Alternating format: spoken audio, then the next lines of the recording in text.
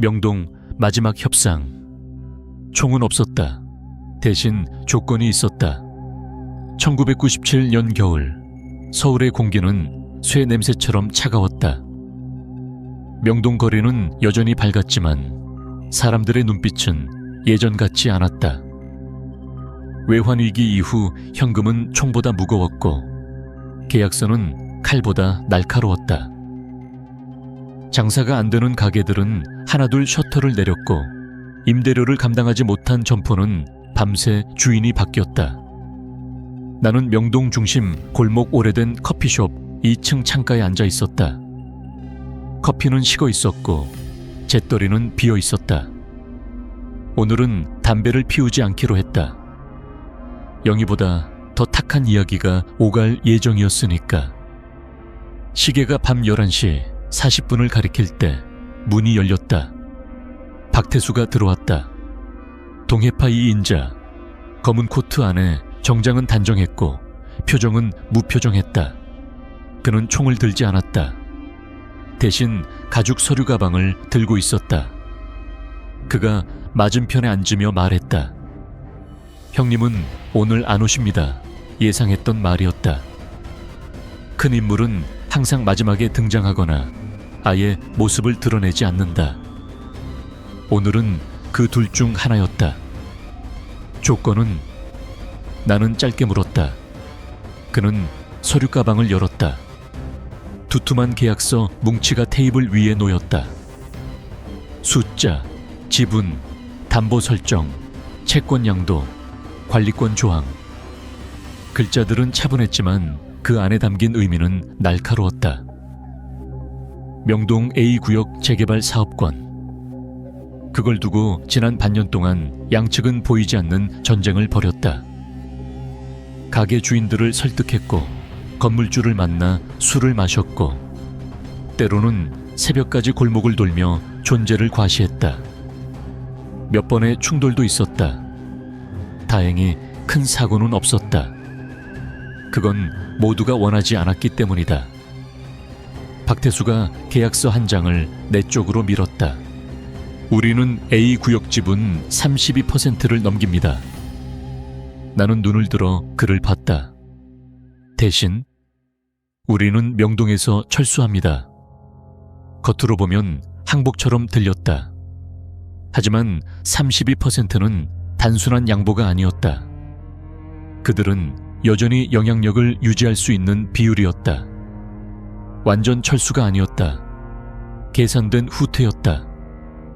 나는 계약서를 천천히 넘겼다. 조항 하나하나를 읽었다. 법정 문장은 차갑고 건조했다. 그러나 그 뒤에는 수십 명의 생계, 수년간 쌓인 관계, 그리고 조직의 체면이 걸려 있었다. 관리권은? 내가 물었다. 공동관리. 그의 대답은 짧았다. 나는 고개를 저었다. 공동은 없다. 관리권은 우리가 가져간다. 임대료 조정, 용역 계약, 주차장 수익까지. 잠시 침묵이 흘렀다. 커피숍 안에는 우리 둘뿐이었다. 1층에서 설거지 소리가 희미하게 들렸다. 박태수는 손가락으로 테이블을 2번 두드렸다. 그건 그가 생각할 때 나오는 습관이었다. 그건 과합니다. 과한 건 아닙니다. 나는 차분히 말했다. 우리가 밤을 관리합니다. 당신들은 낮에 사업을 하면 됩니다. 그는 나를 똑바로 바라봤다. 우리 사람들, 더 이상 밤에 돌지 마십시오. 이건 협상이 아니라 요구였다. 밤은 상징이었다. 누가 거리를 돌고 있는지, 누가 인사를 받는지, 그게 명동의 실제 권력이었다. 나는 잠시 생각했다. 젊은 간부들 얼굴이 떠올랐다. 그들은 아직도 힘으로 밀어붙이면 된다고 믿고 있었다. 하지만 지금은 90년대 초가 아니었다. 은행과 세무서가 더 무서운 시대였다.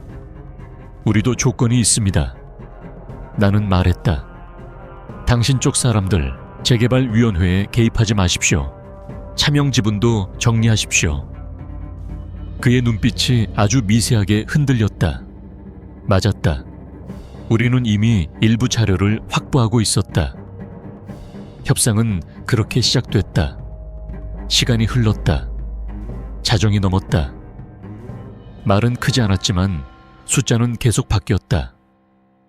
32%에서 28%, 다시 30%. 관리권 범위, 용역 인원 조정, 수익 배분 방식. 그 어느 순간에도 고성이 오가진 않았다. 대신 침묵이 길어졌다.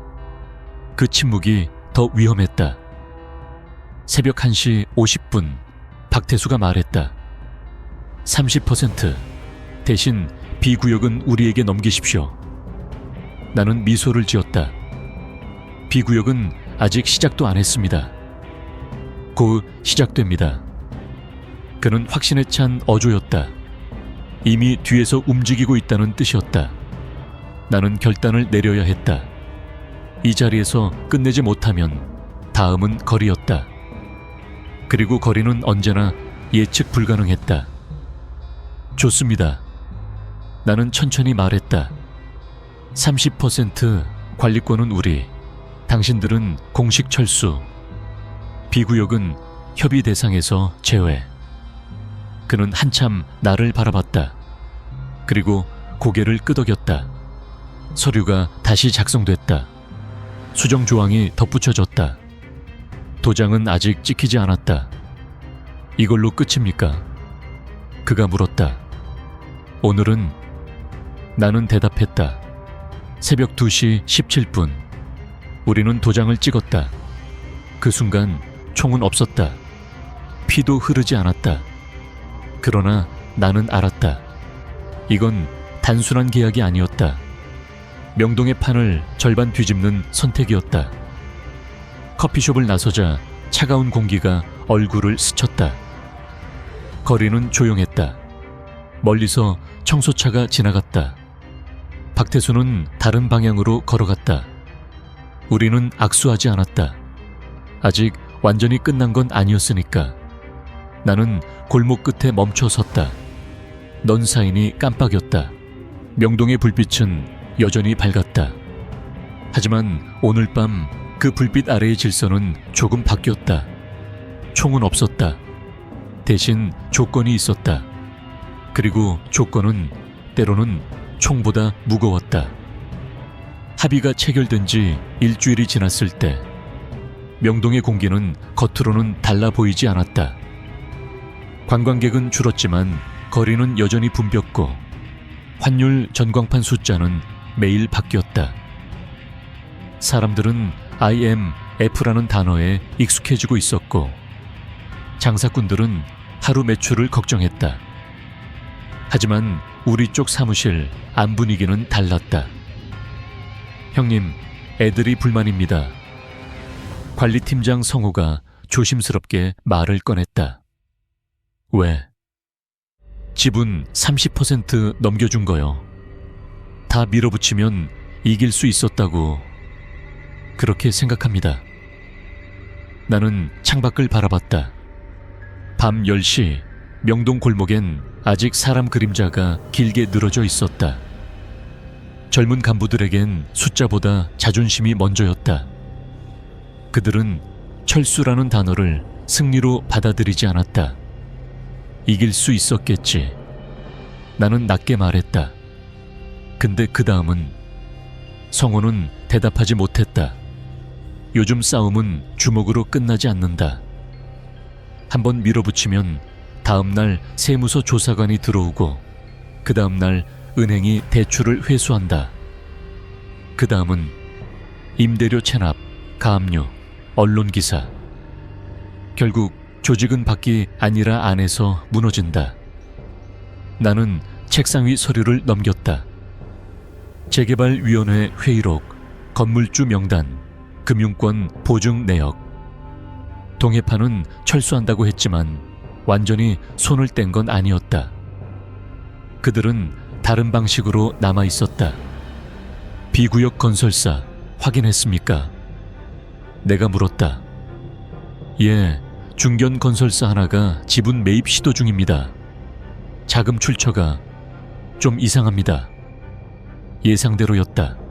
B구역은 아직 공식적으로 재개발 구역이 아니었지만 곧 지정될 가능성이 높았다. 우리가 A구역을 확보한 순간 그들은 B구역으로 방향을 틀었다. 겉으로는 건설사, 뒤에서는 동해파의 자금. 합의는 시작이었지 끝이 아니었다. 며칠 뒤 건물주 한 명이 나를 찾아왔다. 60대 후반, 명동에서 30년 장사한 사람이다. 이사님, 솔직히 말씀드리겠습니다. 그는 커피를 내려놓으며 말했다. 다른 쪽에서 제시한 조건이 더 좋습니다. 나는 묻지 않아도 알았다. B구역이었다. 얼마나? 그가 종이를 내밀었다. 보증금 인상, 향후 분양권 우선 배정, 세금 지원까지. 조건이 세밀했다. 준비된 제안이었다. 나는 종이를 천천히 접었다. 그 조건 누가 책임집니까? 그는 잠시 망설였다. 건설사라 들었습니다. 보증은? 대답은 없었다. 나는 조용히 말했다. 지금은 숫자가 좋아 보이겠죠. 근데 자금이 묶이면, 분양이 지연되면 책임질 사람은 없습니다. 그의 눈이 흔들렸다. 그도 알고 있었다. IMF 이후 건설사 부도는 흔한 일이었다. 그날 밤 나는 박태수에게 전화를 걸었다. 만납시다. 그는 바로 응했다. 장소는 다시 명동이었다. 이번에는 호텔 로비. 공개된 장소지만 오히려 그래서 안전했다. 그는 먼저 입을 열었다. B구역은 합의 대상 아니었습니다. 직접은 아니겠지. 나는 말했다. 하지만 자금 흐름은 거짓말을 안 합니다. 그는 웃지 않았다. 증거 있습니까? 나는 서류 한 장을 꺼냈다. 차명 계좌에서 건설사로 흘러간 자금 내역 일부. 완전한 증거는 아니었지만 충분히 압박할 수 있는 자료였다. 그의 시선이 잠시 내려갔다. 이건 협박입니까? 아닙니다. 나는 단호히 말했다. 합의 유지입니다. 침묵이 흘렀다. 호텔 로비에 피아노 연주 소리가 멀게 들렸다.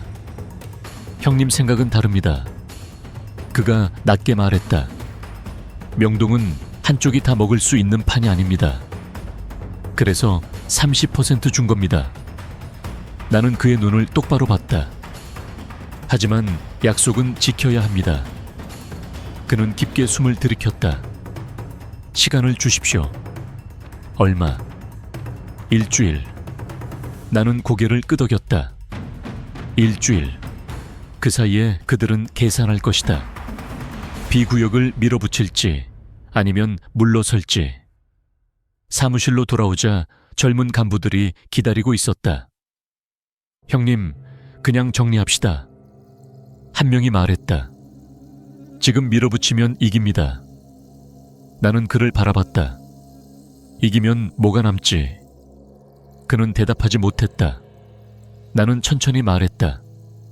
명동은 싸움으로 먹는 동네가 아니다. 관리로 먹는 동네다. 그 말의 의미를 이해하는 데는 시간이 필요할 것이다. 며칠 뒤 예상치 못한 일이 벌어졌다. 우리 쪽 용역 한 명이 세무조사를 받았다. 개인 사업자 명의 문제였다. 우연일까? 아니었다. 경고였다. 동해파는 아직 힘을 보여줄 수 있었다. 직접 충돌 대신 제도 안에서 압박을 넣고 있었다. 나는 깨달았다. 이 싸움은 더 이상 거리의 문제가 아니었다. 서류와 제도의 싸움이었다. 일주일이 끝나기 전날 밤 박태수에게서 전화가 왔다. 내일 위원회 총회가 있습니다. 목소리는 차분했지만 무거웠다. 결정합시다. 나는 전화를 끊고 창밖을 바라봤다. 명동의 넌사인이 바람에 흔들렸다. 겉으로는 평온했다. 하지만 그 아래에서 조건과 조건이 맞물리며 새로운 판이 짜이고 있었다. 총은 여전히 없었다. 그러나 압박은 점점 조여오고 있었다. 그리고 나는 알았다. 다음 선택이 진짜 판결이 될 거라는 걸. 총회가 열리는 날 아침, 명동은 유난히 조용했다. 눈이 내릴 듯 흐린 하늘 아래 상인들은 평소처럼 가게 문을 열었지만 서로의 눈을 오래 마주치지 않았다. 오늘 회의 결과에 따라 임대료가 오를지, 가게가 사라질지, 몇십 년 삶의 터전이 바뀔지 결정될 수 있었다. 장소는 명동 인근 상공회의소 회의실. 밖에는 기자도 경찰도 없었다. 겉으로는 단순한 재개발위원회 총회였다. 하지만 우리는 알고 있었다. 이건 전쟁이었다. 다만 총 대신 위임장과 서류가 오갈 뿐이었다. 회의실 안에는 건물주 18명, 변호사 2명, 회계사 1명, 그리고 양측 대표가 앉아 있었다. 나는 우리 쪽 대표로, 박태수는 동해파 측 실무 책임자로 참석했다. 서로 인사도 없이 자리에 앉았다. 위원장이 개회를 선언했다. 오늘 안건은 A구역 관리권 확정 및 B구역 사업 제한 검토입니다. 예상대로였다. A구역은 우리가 우세했다. 이미 위임장 5장을 확보했고 추가로 2명이 구두 동의를 한 상태였다. 과반만 넘기면 관리권은 확정이었다.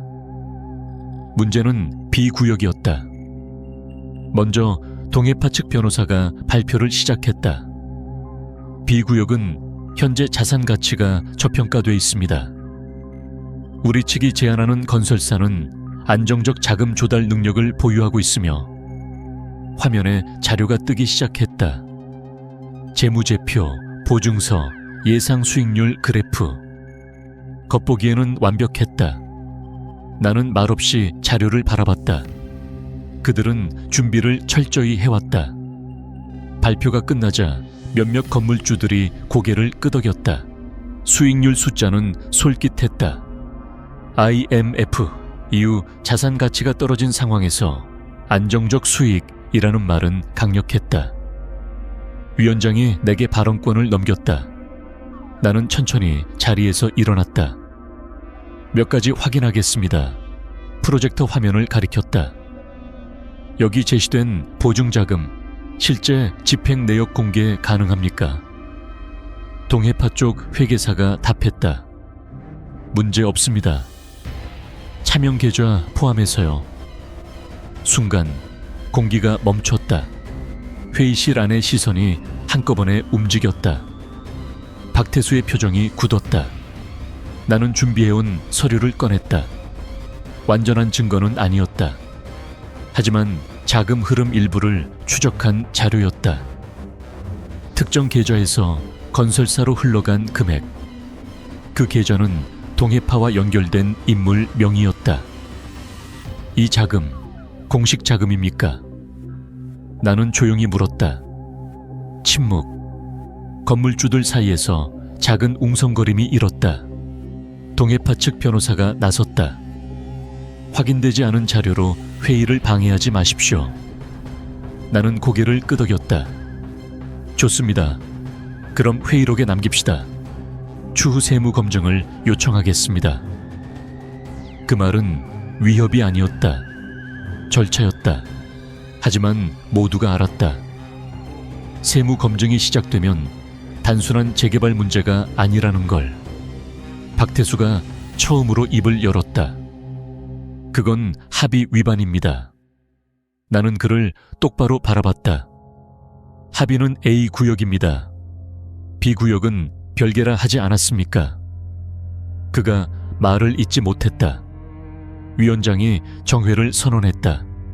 30분 휴식. 회의실 문이 닫히자마자 박태수가 내게 다가왔다. 이렇게까지 해야 합니까? 목소리는 낮았지만 분명히 흔들리고 있었다. 우리가 먼저 건드린 게 아닙니다. 나는 담담히 말했다.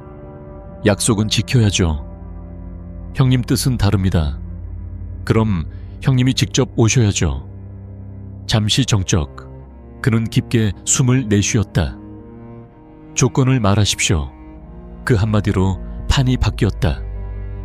나는 미리 생각해둔 말을 꺼냈다. B구역 완전 철수, 차명 자금 정리, 그리고 A구역 관리권 공식 인정. 그는 고개를 저었다. 그건 항복입니다. 아닙니다. 나는 낮게 말했다. 정리입니다. 복도 끝 창문 밖으로 명동 간판이 보였다. 낮인데도 불이 켜진 곳이 있었다. 그는 잠시 생각에 잠겼다. 안전 보장, 그가 말했다. 우리 사람들 더 이상 건드리지 않는다는 약속. 나는 망설이지 않았다. 조건 준수 시 보장합니다. 그는 나를 오래 바라봤다. 이건 감정의 싸움이 아니었다. 계산의 싸움이었다. 여기서 밀리면 세무조사와 금융압박이 이어질 가능성이 높았다. 그들도 그걸 알고 있었다. 10분만 주십시오. 그는 전화를 걸기 위해 자리를 떴다. 나는 혼자 서 있었다. 심장이 빠르게 뛰고 있었다. 겉으로는 차분했지만 이 선택이 옳은지 확신할 수는 없었다. 너무 세게 밀면 반발이 올 수 있고 너무 약하면 다시 끌려갈 수 있었다. 10분 뒤 그가 돌아왔다. B구역 철수합니다. 짧은 문장이었다. 대신 오늘 이 자리에서 문제를 더 키우지 마십시오. 나는 고개를 끄덕였다.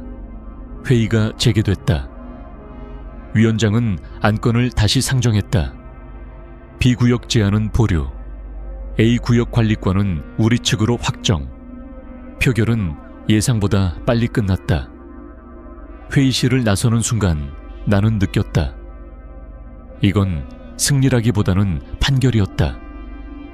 누가 이겼다기보다 누가 더 오래 버틸 수 있는지를 가린 결과. 박태수와 눈이 마주쳤다.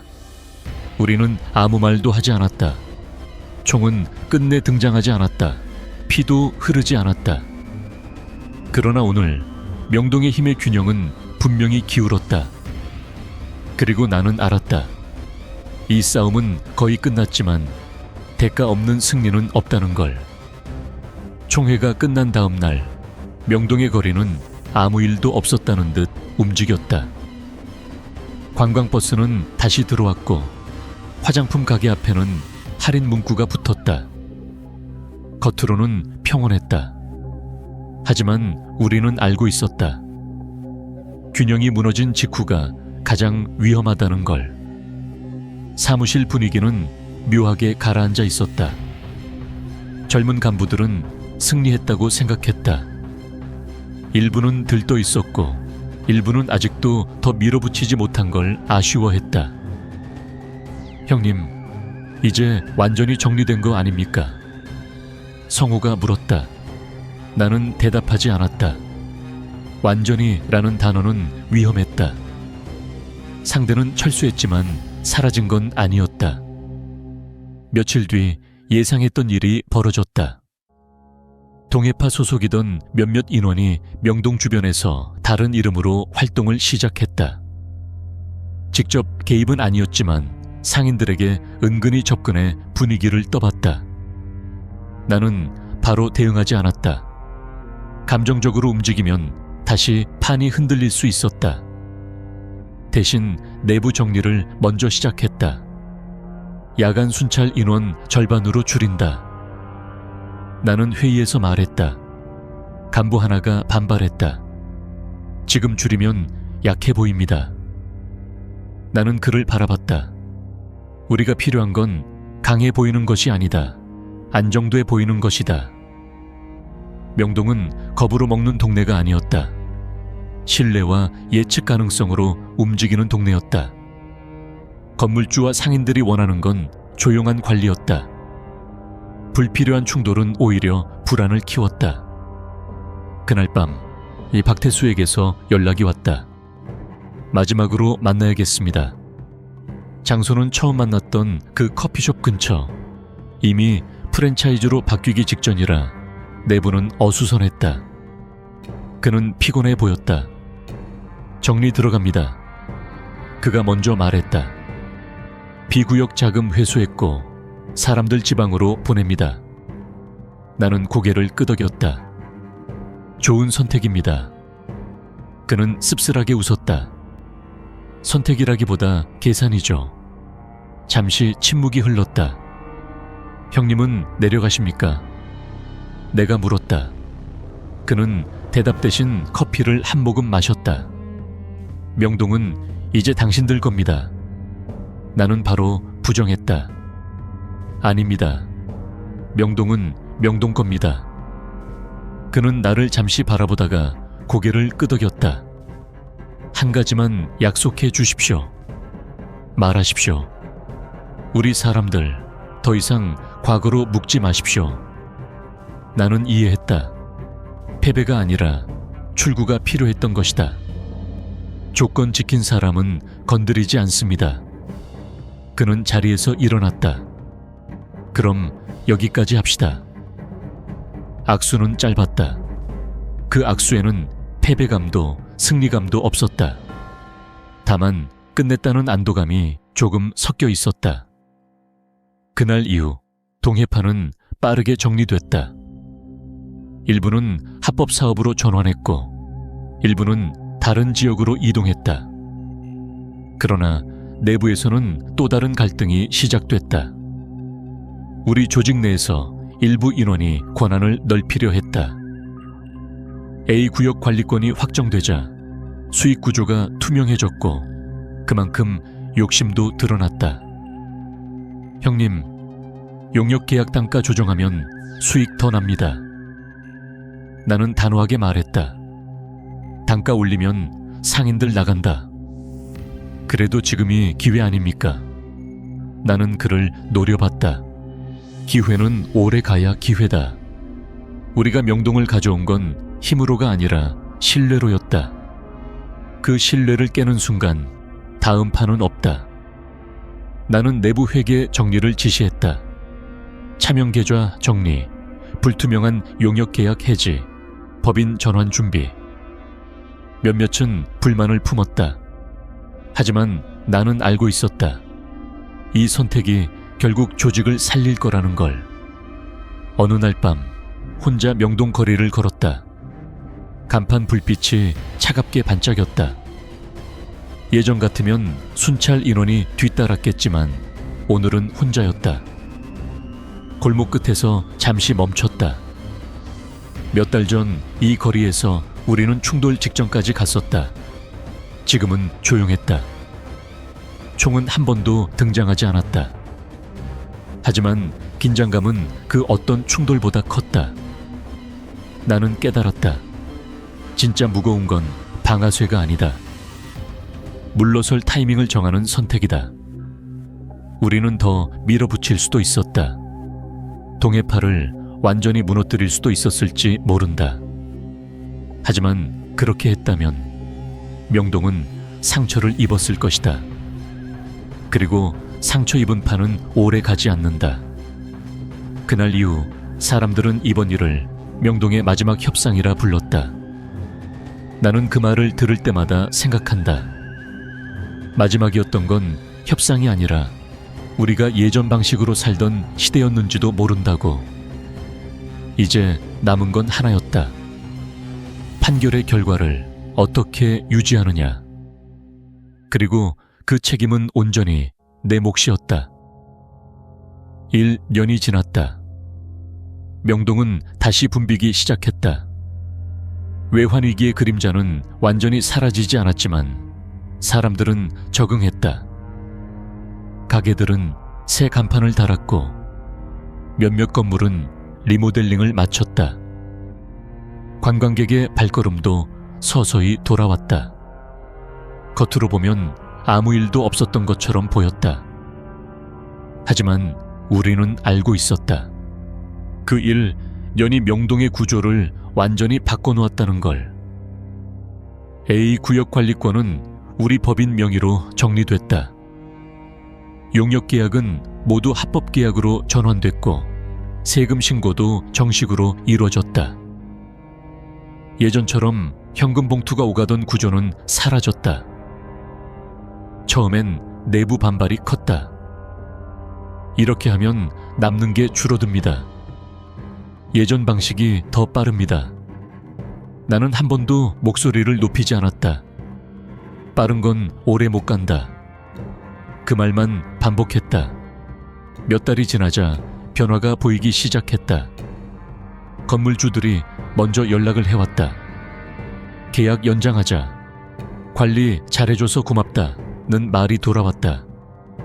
상인들도 야간 분쟁이 줄어들자 안심하고 장사에 집중했다. 그때 나는 깨달았다. 우리가 얻은 건 지분이 아니라 신뢰였다는 걸. 동해파는 사실상 해체됐다. 박태수는 지방으로 내려가 건설 자재 사업을 시작했다는 소문이 돌았다. 큰형님은 공식 석상에 더 이상 나타나지 않았다. 몇몇 인물은 다른 지역으로 흩어졌다. 보복은 없었다. 그게 가장 큰 변화였다. 어느 날 저녁 나는 혼자 명동 골목을 걸었다. 처음 협상을 했던 커피숍 자리에는 대형 프랜차이즈 매장이 들어서 있었다. 유리창 너머로 젊은 손님들이 웃으며 사진을 찍고 있었다. 나는 잠시 멈춰 섰다. 그날 새벽 2시 17분 도장을 찍던 순간이 떠올랐다. 그때 우리는 총을 들지 않았다. 대신 조건을 들었다. 조건은 차갑고 계산적이었다. 감정은 배제됐고 체면은 일부 내려놓았다. 그 선택 덕분에 피는 흐르지 않았다. 하지만 대가는 있었다. 조직은 예전처럼 단순하지 않았다. 관리, 회계, 법무, 세무, 공부해야 할 게 늘었다. 밤거리를 장악하는 대신 계약서를 이해해야 했다. 어떤 날은 문득 생각이 들었다. 우리가 정말 이긴 걸까? 명동을 차지했다는 의미는 무엇일까? 나는 답을 찾기 위해 한 건물 옥상에 올랐다. 넌사인이 한눈에 내려다 보였다. 빛은 여전히 화려했다. 하지만 예전처럼 위압적이지 않았다. 안정적이었다. 그때 전화가 울렸다. 성호였다. 형님, B구역에서 새로운 제안 들어왔습니다. 외부 투자자입니다. 나는 잠시 하늘을 올려다봤다. 자료 정리해서 보내. 전화를 끊고 난 뒤 나는 미소를 지었다. 판은 끝난 게 아니었다. 다만 방식이 바뀌었을 뿐이었다. 이제 명동의 싸움은 서류 위에서 벌어질 것이다. 그리고 우리는 그 방식에 익숙해져 있었다. 나는 옥상 난간에 손을 올렸다. 예전 같았으면 누군가를 불러 세력을 과시했을 자리였다. 지금은 혼자 있어도 충분했다. 그날 협상이 없었다면 명동은 한번 크게 흔들렸을 것이다. 경찰과 세무, 언론이 뒤엉키고 상인들은 떠났을지도 모른다. 우리는 그걸 막았다. 총은 끝내 등장하지 않았다. 그 대신 조건이 등장했다. 그리고 조건을 받아들이는 순간 우리는 이전의 방식과 결별했다. 사람들은 여전히 그 사건을 명동의 마지막 협상이라 부른다. 하지만 나에게 그것은 협상이 아니라 판결이었다. 누가 옳고 그른지를 가른 판결이 아니라 어떤 방식으로 살아남을지를 정한 판결. 명동의 불빛은 오늘도 밝다. 그 아래에서 수많은 거래가 오가고 수많은 선택이 내려진다. 나는 천천히 계단을 내려왔다. 이제는 안다. 진짜 힘은 위협이 아니라 멈출 줄 아는 선택에서 나온다는 걸. 그날 우리는 쏘지 않았다. 대신 선택했다. 그리고 그 선택이 명동을 바꿨다.